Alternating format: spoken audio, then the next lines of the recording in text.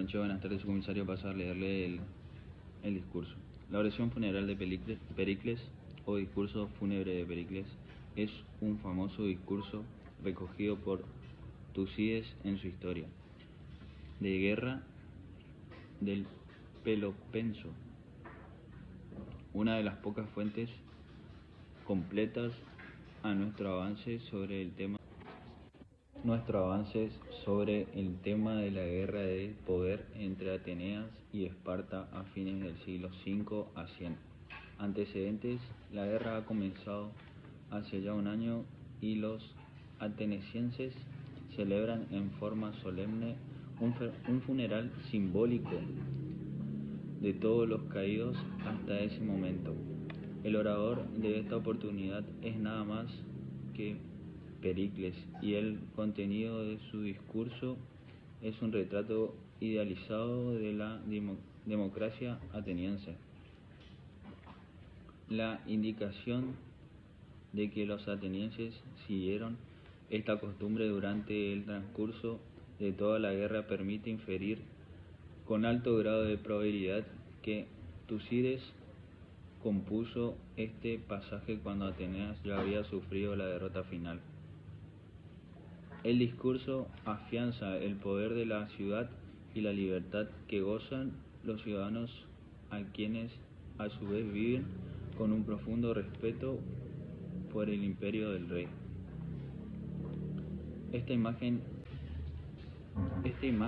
idílica se desvanece de inmediato al mostrarnos Tucídides como la peste afectó a lo más profundo del temple moral de la ciudad, llevando a situación que extrema anomia o falta total de respeto por las leyes. En el discurso, en el mismo invierno, los atenienses, siguiendo la costumbre tradicional, organizando públicamente las ceremonias fúnebres de los primeros que habían muerto en esta guerra, de la siguiente manera: montaban una tienda y exponían los huesos de los difuntos 3 días antes del entierro, y cada uno lleva a su deudo la ofrenda que desea, y cuando tiene lugar la conducción de cadáveres, uno de los carros transportan los féretros de ciprés, cada uno de una tribu, y en un interior se hallan los huesos de los pertenecientes a cada una de las tribus. Se transportan también un féretro vacío, preparado al honor de los desaparecidos que no fueron hallados al recuperar los cadáveres. Acompañada del cortejo, el ciudadano o extranjero que quiere, y las mujeres de familia quedan llorando sobre la tumba. Lo depositan pues en el cementerio público que está en el más hermoso barrio de la ciudad, que es donde siempre dan sepultura a los que han muerto por la ciudad, excepción hecha de los que murieron en Maratón, pues estos, al considerar la maravillez de su valor, los entierran allí mismo. Y después que descubren la tierra, un hombre elegido por la ciudad, el que por su inteligencia no parezca ser necio y destaque en la estimación pública, pronuncia en honor a estos el pertinente elogio, tras lo cual se marchan todos. En este modo, como los entierran, durante el transcurso de la guerra, seguía esta costumbre cada vez que la ocasión se les presentaba. Así pues, para hablar en honor de los primeros muertos, fue elegido Pericles, hijo de Jantipo. Llegado en el momento que adelantó desde su sepulcro hacia la alta tribuna que se había erigido a fin de que pudiera hacerse oír ante tan gran muchedumbre, y habló así: La mayoría de los que aquí han hablado anteriormente elogian al que añadió a la costumbre el que se pronunciaba públicamente en este discurso, como algo hermoso en honor a los enterrados a consecuencia de las guerras, aunque lo que a mí me pareciera suficiente es que llegaron a ser de hecho hombres valientes también, de hecho se potenciara su fama como ahora mismo ven en torno a este tumulto que públicamente se las ha preparado, y no que las virtudes de muchos corran el peligro de ser creídas según que solo un hombre hable bien o menos bien, pues es difícil hablar con exactitud en este momento. En los difíciles está segura incluso la aparición de la verdad, pues el oyente que ha conocido los hechos y es benévolo pensará quizá que una explosión se queda corta respecto a lo que quiere y sabe. En cambio, quien no lo conoce pensará por envidia que se está exagerando si oye algo que está por encima de su propia naturaleza. Pues los elogios pronunciados sobre los demás se toleran solo hasta el punto en que cada cual también cree ser capaz de realizarlo, algo de las cosas que oyó, y a lo que por encima de ellos sobrepasa, sintiendo ya envidia, no le dan crédito más, puesto que los antiguos les pareció que ello estaba bien. Es precioso que también, no siguiendo la ley, intente satisfacer lo más posible el deseo y la excepción de cada uno de vosotros. Comenzaré por los antepasados lo primero, pues es justo y al mismo tiempo conveniente, porque estos momentos se le conceda a ellos esta honra de su recuerdo, pues abatieron siempre este país en la sucesión de las generaciones hasta hoy, y libre nos lo entregaron gracias a su valor. Dignos son los elogios aquellos y muchos más son los nuestros propios padres, pues adquiriéndonos sin esfuerzo, además de lo recibieron cuanto imperio tenemos. Nos lo dejaron a nosotros, los de hoy en día, y nosotros mismos, que aún vivimos y estamos en plena edad madura, en mayor parte los hechos agradecido, y hemos convertido nuestra ciudad en la más autártica, tanto lo referente a la guerra como a la paz. De estas cosas pasaré por alto los hechos de guerra con los que se adquirió cada cosa, o si nosotros mismos o nuestros padres rechazaron al enemigo bárbaro o griego que velerosamente atacaba, por no querer extenderme ante quienes ya lo conocen. En cambio, tras haber expuesto primero desde un modo de ser llegados a ellos y con quien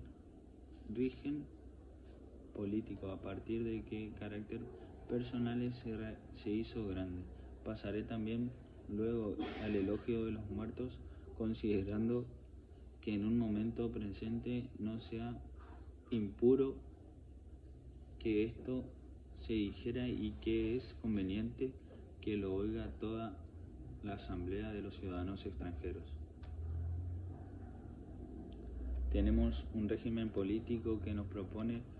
como modelo de las leyes de los vecinos, sino que bien el modelo para nosotros, y su nombre, como las cosas dependen de una minoría, sino de la mayoría, es democracia. A todo el mundo asiste de acuerdo con nuestras leyes de igualdad de los derechos. A la inversa, la pobreza no tiene como efecto un nombre, siendo capaz de rendir servicio al Estado, se vea impedido de hacerlo por la oscuridad de su condición. Gobernamos libremente lo relativo de la comunidad y respecto a su suspirará recíproca referente a las cuestiones de cada día, ni sentimos envidia del vecino si hace algo por placer, ni añadimos nuestras molestias, que aun siendo penosas son legalmente de deber, y tratar de los asuntos privados sin molestarnos. Y también nos hemos preocupado frecuentes descansos para nosotros, para nuestro espíritu, sirviéndonos de qué, de catánemes y sacrificios celebrados a lo largo del año, y de decorosas cosas particulares cuyo disfrute diario alhajas, y a causa de su grandeza entran a nuestra ciudad toda clase de productos desde toda la tierra, y nos acontece que disfrutamos los bienes que aquí producen para deleite propio, no menos que los bienes de los demás hombres. Y en contra de todas nuestras fuerzas reunidas, ningún enemigo se enfrentó todavía a causa de tanto de la preparación de nuestra flota, como que envidiamos a algunos de nosotros mismos a punto de diversos por la tierra, y que ellos se enfrentan en algún sitio con una parte de nosotros. Si vencen, se jactan de haber rechazado unos pocos a otros de los nuestros, y si son vecinos de haberlo sido por la totalidad. Así pues, si una cierta indolescencia, más que un continuo entrenarse en personalidades, y no con leyes más que con costumbres de valor, queremos correr los riesgos que ocurre que no sufrimos de antemano como los dolores venideros, y aparecemos llegando a lo mismo y con lo menos arrojo que quienes siempre estarán ejercitándose. Resumiendo, afirmo que la ciudad toda es escuela de Grecia, y me parece que cada ciudadano entre nosotros podría preocuparse en los más variados aspectos de la vida completísima, con mayor flexibilidad y encanto, y que estas cosas no son jactancia retórica del momento actual, sino de la verdad de los hechos. Lo demuestra el pederío de la ciudad, el cual hemos conseguido a partir de este carácter. Efectivamente, es la única ciudad de las cuales que acude a una prueba mayor que su fama, y la única que no provoca en el enemigo que la ataca. Son los gobernados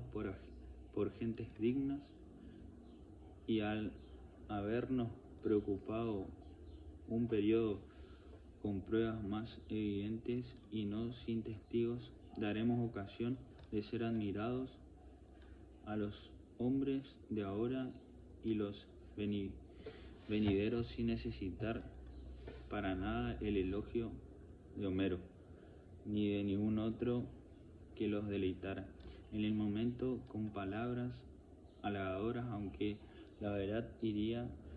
a desmentir su concepción de los hechos, sino que tras haber obligado a todas las tierras y mares a ser accesibles a nuestro arrojo por todas las partes, hemos contribuido a fundar recuerdos imperecederos para bien o para mal. Así puedan estos considerados justos o ser privados de una tal ciudad, lucharon y murieron notablemente. Y es natural que cualquiera de los supervivientes quiera esforzarse en su defensa.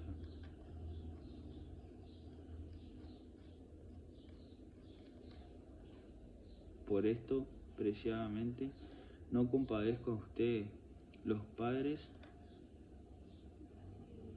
padres de estos ahora aquí están presentes,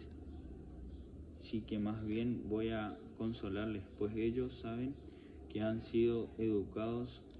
en las más diversas experiencias, y la felicidad es haber alcanzado como estos la muerte más honrosa,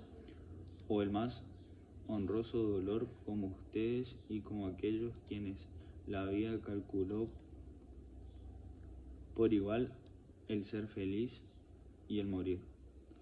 Y en qué difícil convencerles de ello, lo sé,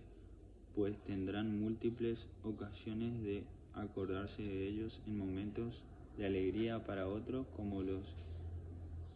que antaño también eran orgullo. Pues no es posible que tomen decisiones equitativas y justas quienes no exponen a sus hijos a quienes corran peligro como los demás, y a su vez cuanto han pasado ya la madurez consideren su mayor ganancia de la época de su vida, que fueron felices y de que está presente será breve, y aliviándose con la gloria de ellos, porque las ansias de honores es lo único que no envejece, y en la etapa de la vida menos útil no es el acumular riqueza, como dicen algunos, lo que más agranda, sino el recibir honores. Por otra parte, para los hijos, hermanas de estos que aquí están presentes veo una dura prueba, pues a quienes han muerto todo el mundo suele elogiar, y las duras penas podrían ser considerados en un exceso de virtud. Por su parte, no digo iguales, sino ligeramente inferiores, pues para los vivos queda